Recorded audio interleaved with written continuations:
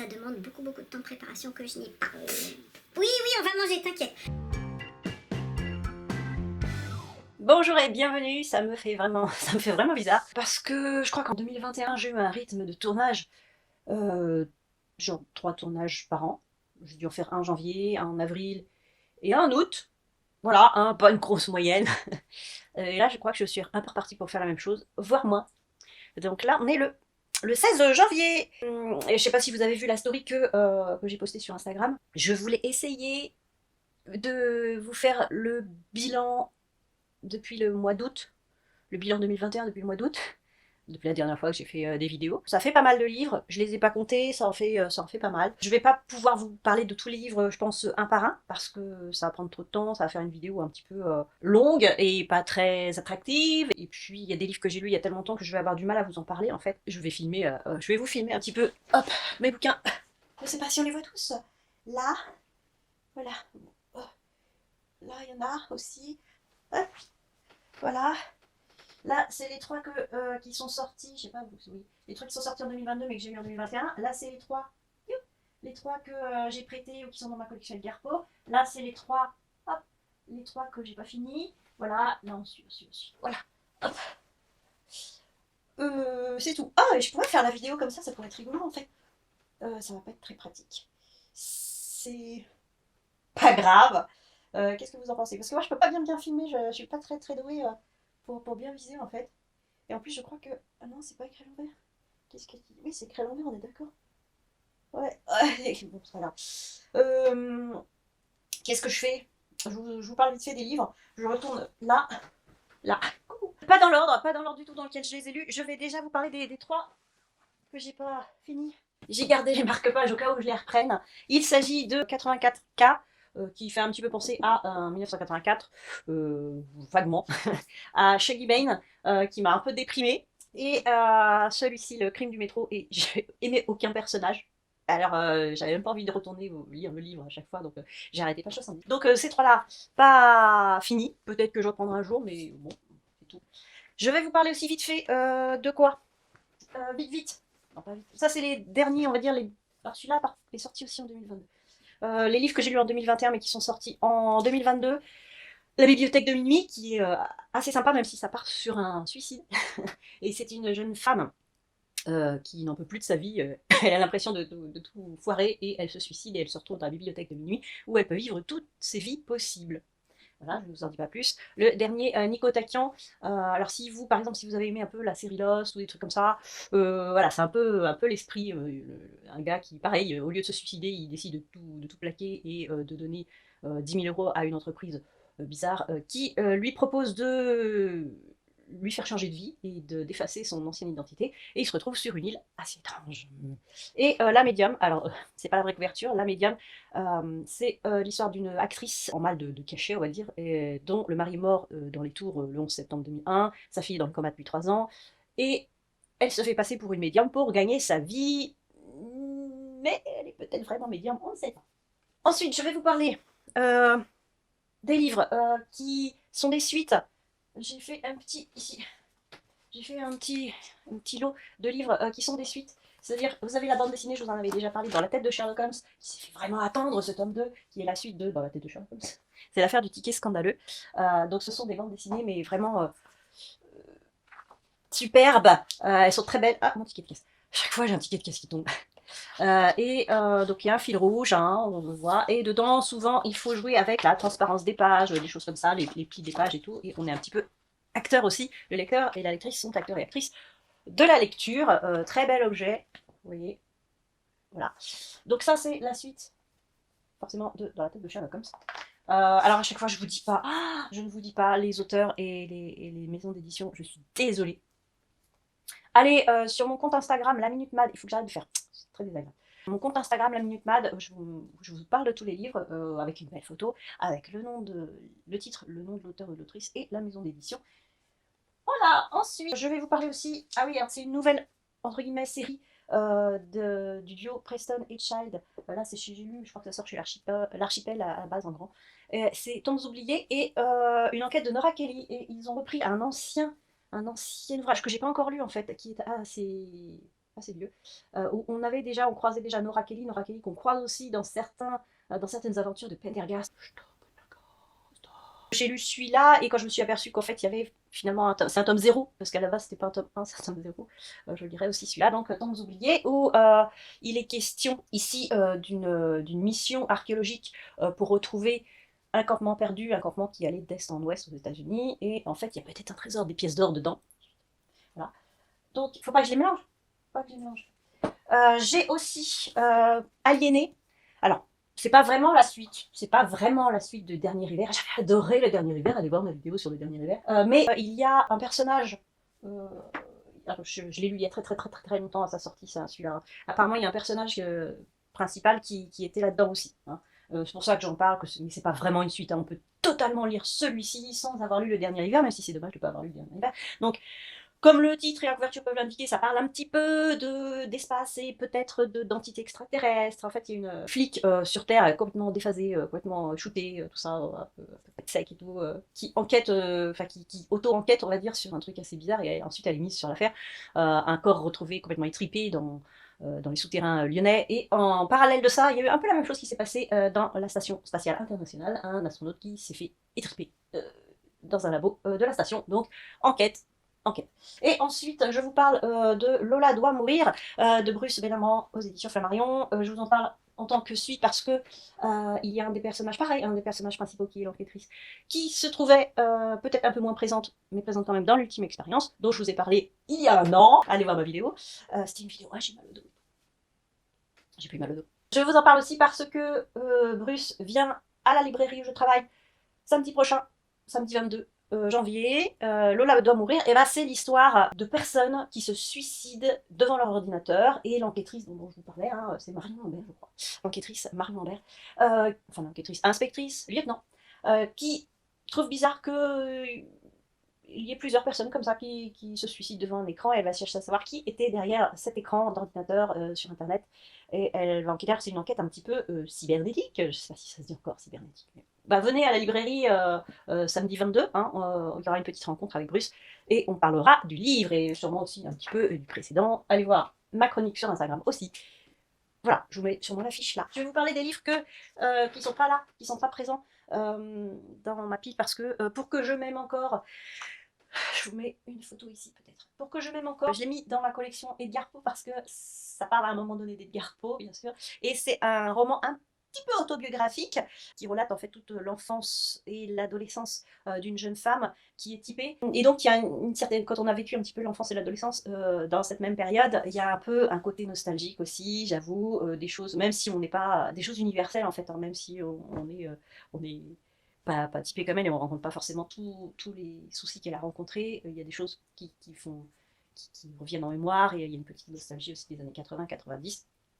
Et oui, c'était tendre et poétique, et un petit peu, je sais pas comment dire, pas révolté, mais il y a une sorte de prise de conscience de ce qu'est la société. Je ne vais pas m'attarder beaucoup parce que j'ai beaucoup d'autres livres. Il y a aussi le dernier livre de Michel Bussy qui est sorti presse de la Cité et qui s'appelle Code 612, qui a tué le petit prince. Et alors c'est un tout petit livre, c'est rapide à lire.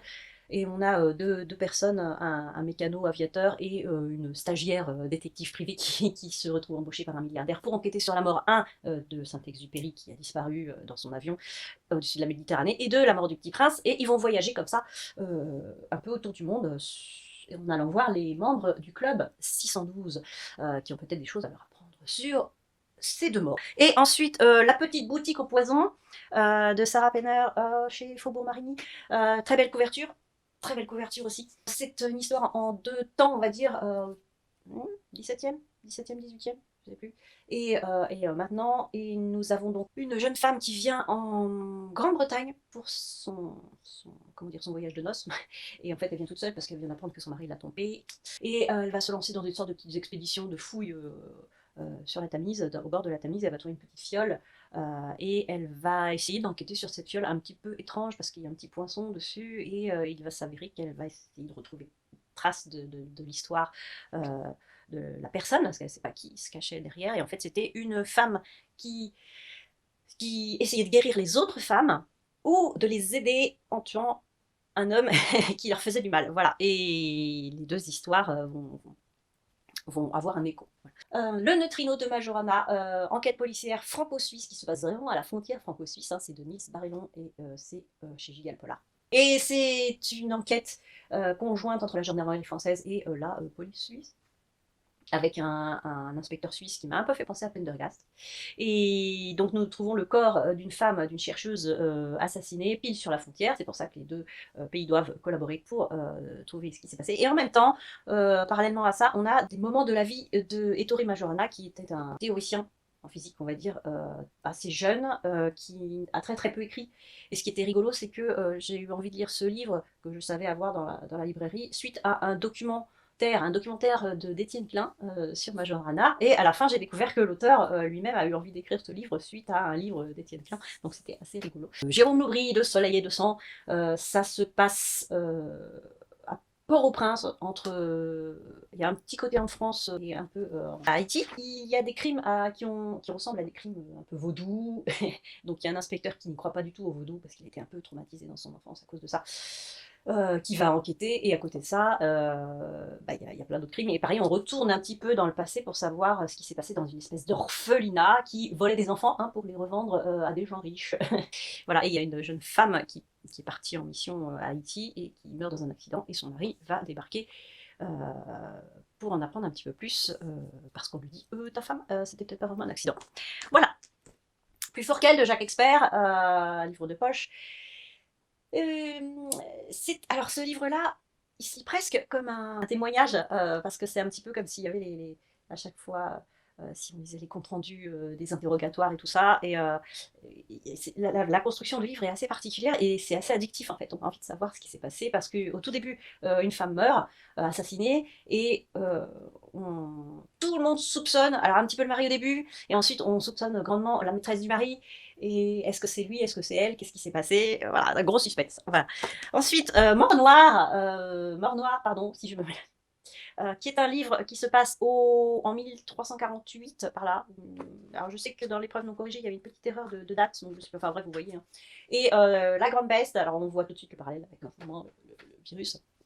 La Grande Peste, et il y a une sorte d'inspecteur de l'époque qui va enquêter parce qu'il y a une sorte de corbeau, enfin pas un vrai corbeau, hein, mais des gens qui laissent des messages devant sa porte et tout ça pour lui dire, dis donc, le gars là, l'ancien clerc de notaire qui est mort il y a 16 ans, est-ce qu'il est vraiment mort de la peste comme tout le monde le dit, ou voilà, donc il va enquêter auprès de sa veuve, etc.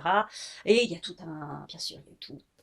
Je peux pas vous en parler, mais effectivement, il est peut-être pas vraiment mort de la peste, ce gars. Et ça nous plonge bien dans le Moyen-Âge. Et en fait, ce qui était bizarre, c'est que les personnages sont vraiment. Ils ont pas la même vie que nous, mais on s'attache quand même à eux, même s'ils ont des dents pourries, même s'ils ont des poux et tout, et ça pue parce qu'il y a tout est décrit. Mais c'était une belle découverte. De Laetitia Bourgeois, aux éditions 10-18. Oh, faut que je dise les noms et tout. Alors, Claire Berest, c'était pas la rentrée littéraire, mais août, hein, pas la rentrée littéraire là, de janvier. Donc c'est édition stock et ça s'appelle Artifice, et moi je l'ai un peu pris comme un thriller presque, parce qu'il y a une espèce de cold case qu'on découvre comme ça petit à petit.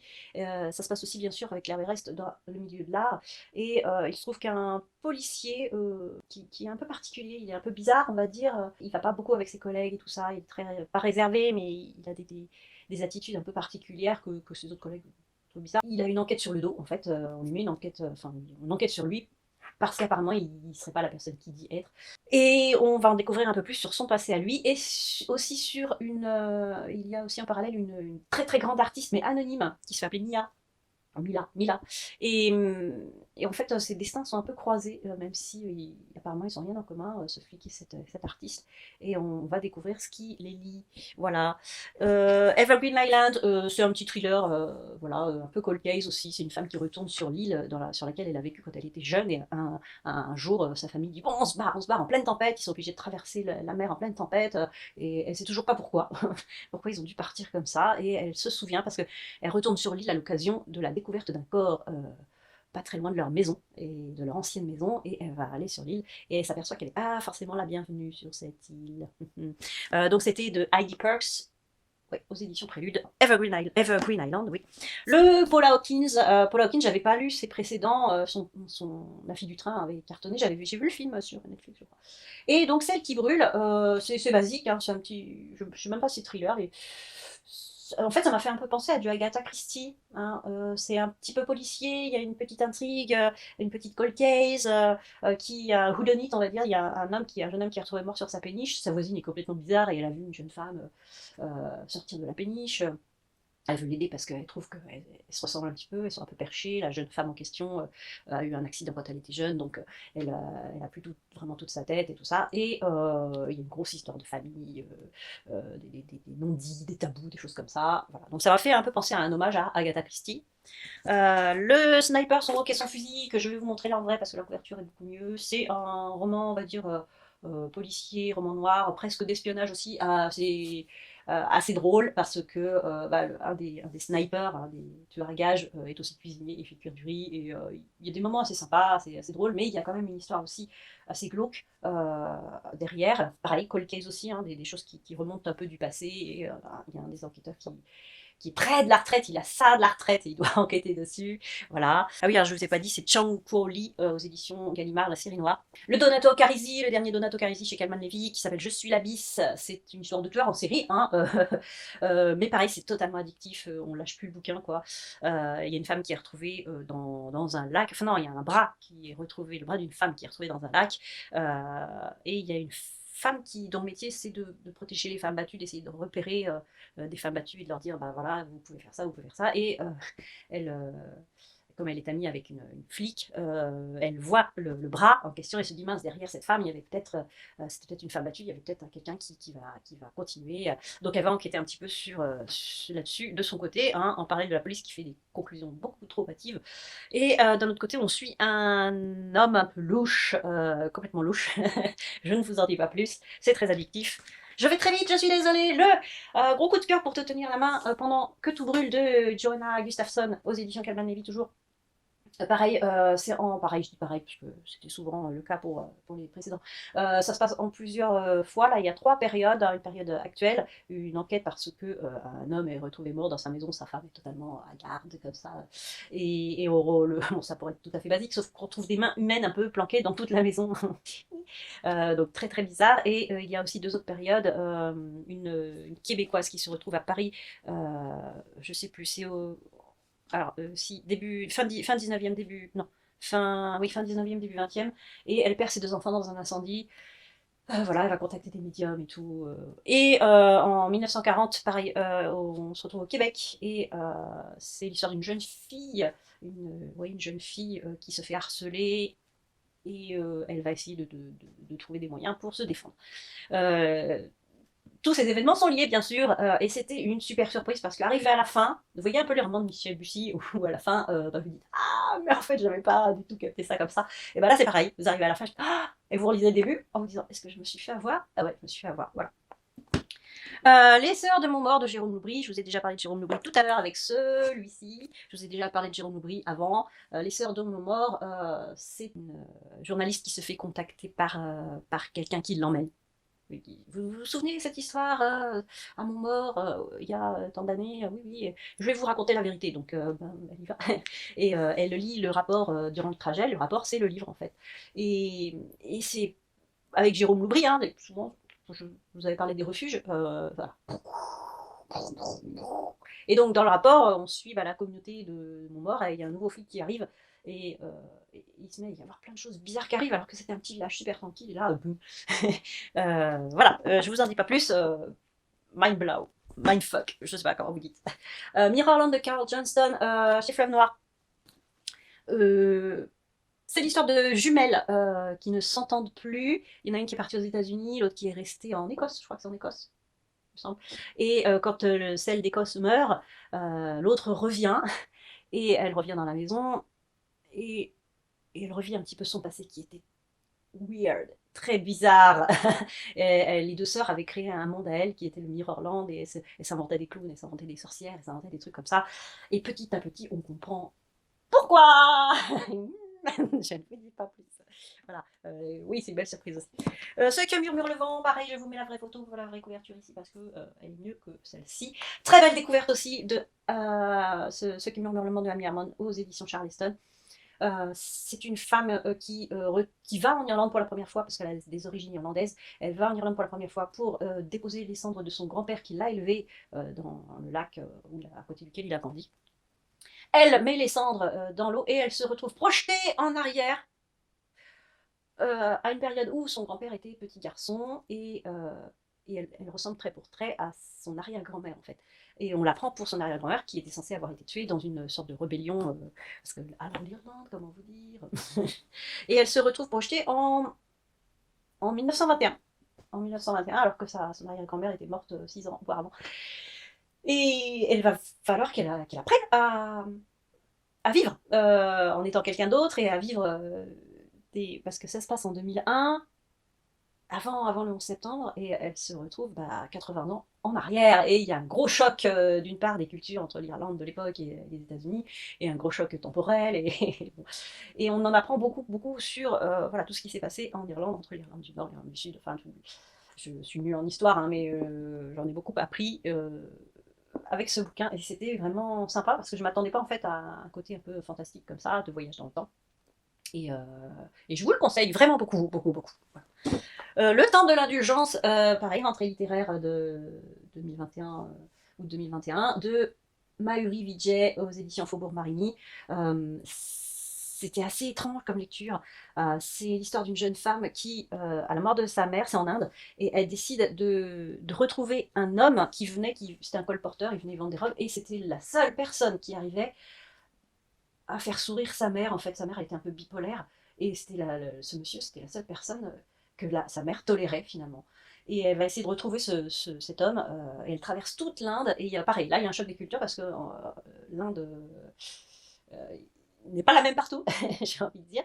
Et, et elle, qui est un petit peu privilégiée, tout ça, va se retrouver dans des villages, et elle va retrouver la famille de ce monsieur qui est pauvre, et elle va se retrouver dans les conflits interreligieux, et elle va découvrir son pays finalement.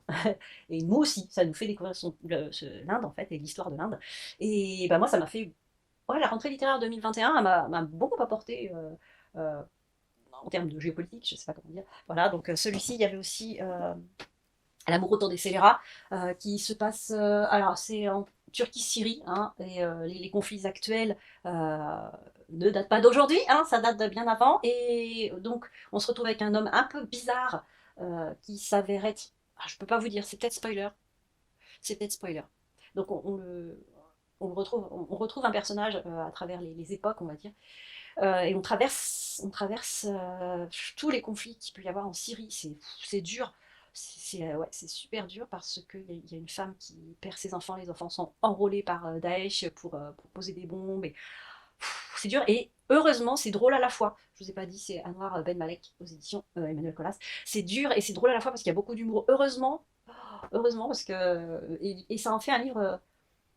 Alors intéressant, très intéressant à lire parce qu'on en apprend aussi beaucoup. Moi, je suis pas toute l'actualité comme ça parce que ça me déprime trop, et je préfère l'apprendre comme ça à travers la fiction. Ça me fait une sorte de masque, de voile, je sais pas comment dire, de protection. Et c'était vachement bien fait. Il y a une sorte d'histoire d'amour aussi entre deux personnes, entre deux jeunes en fait. Euh, qui ne peuvent pas s'aimer. Ils sont condamnés à mort et ils s'enfuient avec Monsieur Bizarre. Ça a l'air un peu décousu ce que je dis, mais lisez-le parce que c'est vraiment très bien. Quand s'illumine le prunier sauvage, révolution islamique à Téhéran 1979, clash, il y a une famille qui part s'installer à la campagne en Iran parce que elle peut plus supporter cette nouvelle tyrannie. Et c'est un livre très très très onirique. C'est une jeune femme qui raconte la vie de sa famille justement quand s'illumine le prunier sauvage. Je l'ai pas dit, hein. Alors, je sais pas, Chokofei Hazar, je sais pas si je le prononce bien, chez Charleston. Très onirique, beaucoup de mythologie iranienne. Il y a des sirènes, il y a de tout. En fait, c'est un petit peu. Ouais, c'est fantastique, féerique, mythologique, et en même temps, c'est très réel parce qu'on nous raconte les faits. Et il y a aussi beaucoup de sarcasme envers c'est Daesh et le Shah d'Iran. Enfin, voilà, voilà, je préfère apprendre l'histoire un petit peu comme ça, parce qu'il y a aussi un petit peu un peu de légèreté de temps en temps avec tous ces contes et tout ça. Alors c'est très décousu aussi comme livre, c'est un peu bizarre, mais ouais, j'en garde un très bon souvenir. Un coup de cœur, l'unique goutte de sang, un coup de cœur de la rentrée littéraire 2021 de Arnaud Rosan aux éditions Plomb. Et là, ça se passe en Amérique et c'est une famille noire qui se fait complètement dévaster par les racistes, par les sudistes. Ils pendent tout le monde, les petites sœurs et tout. Et puis il y a un petit garçon qui, le fils de la famille, en fait, un jeune garçon, plutôt un ado, qui arrive à en réchapper avec une grosse blessure. Et il y a un homme qui prend un petit peu pitié de lui, un des policiers et qui l'emmène dans un hôpital très très loin, un hôpital qui veut bien s'occuper de lui. Et bon, le garçon a toujours un problème à la tête, il est gardé très longtemps à l'hôpital et tout. Et ensuite, il va faire sa vie et il traverse un peu l'Amérique, il va travailler pour un journal, il rencontre des personnages réels, hein, des personnages qui ont eu une grosse importance dans l'histoire nord-américaine, on va dire. Et pareil, j'en ai appris aussi un peu plus, même si j'avais fait, j'ai fait des études de civilisation britannique et américaine, j'en ai appris aussi un petit peu et c'était très marquant. En plus, chaque début de chapitre commence par, c'est bizarre, hein, par le titre d'une œuvre, souvent une peinture, et son auteur, enfin, ou son artiste. C'est censé un peu illustrer chaque chapitre. C'était ouais, c'était presque aussi poétique par moment. C'est dur aussi, c'était très dur. Voilà. Mais c'était un coup de cœur aussi. J'ai bientôt fini. Bien sûr, vous savez, Jodie Taylor, Les Chroniques de Sainte-Marie, là c'est le livre 8. Le livre 9, pour une fois, va ressortir en mars au lieu de février. Chez Hervé Chopin. Je sais pas, j'adore, je peux pas vous en dire plus. J'adore. Là, ça se passe une partie en Égypte, une partie à Hastings. Et pareil, j'adore découvrir l'histoire avec les Chroniques de Sainte-Marie, avec Madeleine Maxwell, qui est historienne, qui voyage dans le temps pour vérifier que tout s'est passé comme il le pensait. Et si c'est pas le cas, eh ben, ils réécrivent un peu l'histoire. Mais il faut surtout pas changer le cours de l'histoire. Ça se passe jamais comme prévu, c'est très drôle, c'est plein d'émotions parce que je peux pas vous le dire parce que c'est le tome 8 et si je vous dis des choses et que vous voulez les lire et que vous n'avez pas lu les 7 précédents, bah vous allez être spoilé. Mais je ne peux que vous conseiller les Chroniques de Sainte-Marie, c'est génial, c'est génial, c'est génial. Un peu dans le même style, on va dire, mais peut-être un petit peu moins drôle. Oui, c'est moins drôle que les Chroniques de Sainte-Marie, mais c'était très sympa. C'est les 10 000 portes de January de Alex E. Harrow aux éditions Rayon Imaginaire. C'est un nouveau label de Hachette Roman, normalement. Et c'est l'histoire d'une jeune fille qui arrive à voyager à travers les mondes grâce à des portes. Elle découvre des portes. euh, et il y a deux jeunes filles, en fait, à deux époques différentes. Et on suit aussi un jeune homme qui vit dans un autre monde. Et c'est du fantastique, hein, voilà.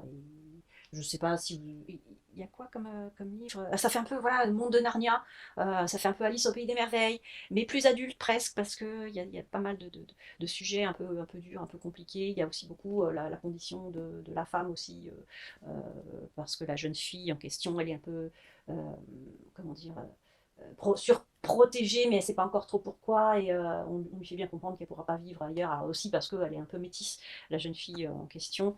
Et c'était très bien. Ouais, ça vous dit pas grand-chose. Et là, il me reste encore, il me reste 3. Revient d'Amélie Antoine. Amélie Antoine qui écrit d'habitude plutôt pour adultes. Et là, c'est de la jeunesse, c'est sorti un peu avant Halloween, pardon, et c'est très bien. C'est exactement le thème. C'est aux éditions Manière Jeunesse. Revient avec un 3, là, vous saurez pourquoi en lisant le livre. Et c'est des enfants au collège, et une en primaire, qui, pour aller à l'école, se mettent à passer devant une vieille maison qui est dite hantée. Et à un moment donné, ils vont rentrer dedans, ils vont devoir s'enfuir parce que quelqu'un est là, et ils ont peut-être ramené une malédiction avec eux. C'est très bien parce que pour les jeunes, c'est parfait, mais en plus, c'est pas gnangnan. Et ça fait vraiment livre d'épouvante. Voilà, donc je le conseille, je valide. Hein, c'est pas du tout gnangnan. Et oui, il y a vraiment tous les critères du livre d'épouvante. Mais pour enfants. Et alors ces deux-là, donc j'ai eu celui-ci en service presse et c'était un tome 2, donc je me suis acheté le tome 1. C'est donc La maison aux 36 clés et le village aux 13 secrets de Nadine de Bertolis, toujours chez Manière Jeunesse. Et c'est un petit peu le club des 5, sauf que ils sont 3 là et ils sont 4 là. Et c'est un petit peu des chasses au trésor, des escape games. Enfin, là, ça se passe dans une maison et il faut ouvrir toutes les portes de cette vieille maison que dont leur mère a hérité et ils vont devoir tout nettoyer. Ils découvrent des choses dans les pièces de la maison et sur leur passé. Et donc il y a un sujet aussi assez grave abordé dedans, mais c'est très bien fait. Et dans celui-là, elles vont découvrir, enfin les enfants, le frère, la sœur, et puis il y a deux autres sœurs en fait qui se greffent à ça. Et ça va être dans le village, ils vont aller d'endroit en endroit dans le village, parce qu'il y a des lettres de cachet, des indices de cachet par quelqu'un, ils veulent savoir qui est ce quelqu'un. Et pareil, ça parle aussi d'un sujet assez grave, mais c'est bien fait pour les enfants. Et j'ai adoré parce que moi j'aime beaucoup ce genre de choses. Euh, je kiffe aussi. Et c'est très bien écrit pour les enfants. Et je crois que j'ai fait le tour. Et c'est bien parce que ça fait très longtemps que la vidéo a commencé. Donc petit rappel, hein, si vous êtes toujours là, merci. Le 22 janvier, Bruce Bénamran viendra en dédicace et en rencontre, hein, on va sûrement papoter un petit peu du livre. Voilà, qu'est-ce que je... C'est tout, c'est tout. Est-ce que je vous parle des livres que j'ai lus là ou je refais une petite vidéo je refais une petite vidéo pour les livres de 2022 parce que là c'est que 2021. Hein. Je sais pas, vous, est-ce que vous avez eu des gros coups de cœur en 2021?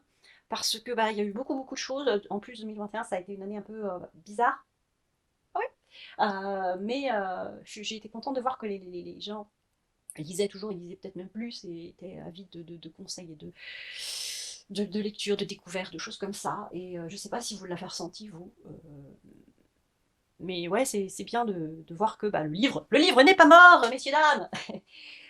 Et donc je voulais savoir si vous aviez des choses à me conseiller aussi. Parce que ça va dans les deux sens. Voilà, et je vous parlerai, bah, là je vais vous parler vite fait, peut-être des livres que je viens de lire. Donc là on est le 16. J'ai lu quoi?